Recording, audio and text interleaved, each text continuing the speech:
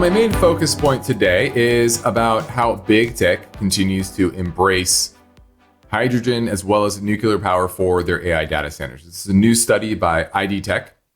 And we know for years you have, Amazon, Meta, Google, Amazon, Meta, Microsoft, and Google all investing in solar, wind, carbon-free energy sources. The problem with that in the world of AI and data centers is that's intermittent. And so their only other option right now, main option, is actually natural gas-fired plants because you can run those 24/7.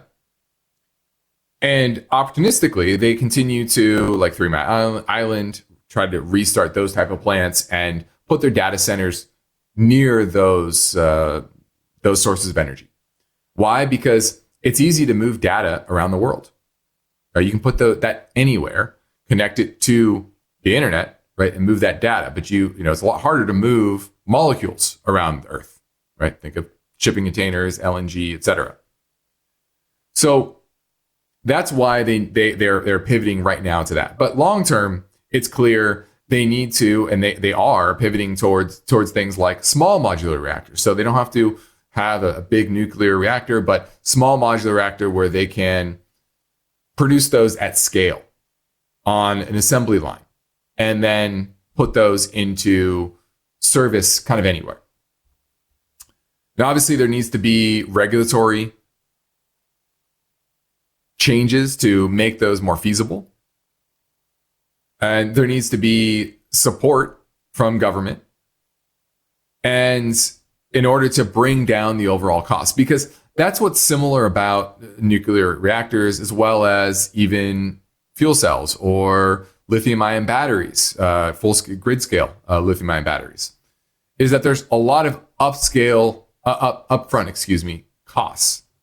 But the long-term upkeep and costs are relatively low, unlike something that's burning fossil fuels like natural gas, right?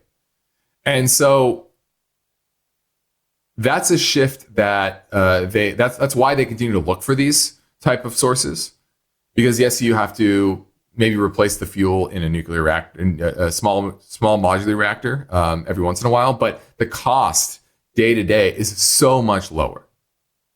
And so over the long term, just like solar and wind, it can pay itself back over an extended period of time, especially for companies that have the capital.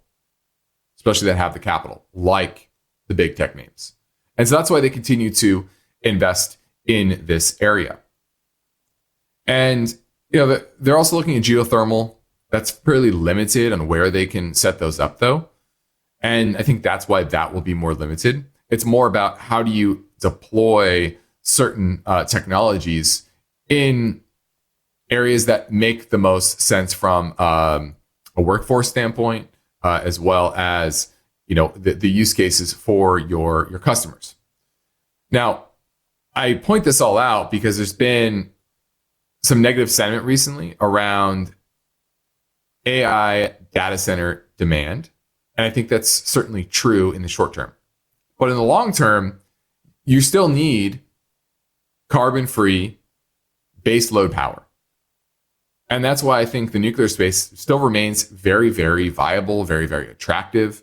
Of all the ancillary AI plays, I think that's the place that will benefit the most continuously. Because the demand for energy, it might ebb and flow. It might be lower than the current expectations, but it's still going to grow. And it's still going to be needed. And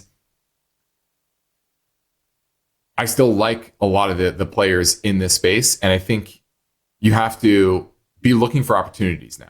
This is the time you look for opportunities. That's what we're doing. We're sharpening our pencil. Who are the names within the industrial space, within the nuclear space, that will long-term continue to be winners? Because there are plenty of those. And there will be plenty of overhyped ones as well. So make sure you're paying attention to those that are well-run, that have good assets, and you can succeed. And there will be tons of opportunities in the coming years for that.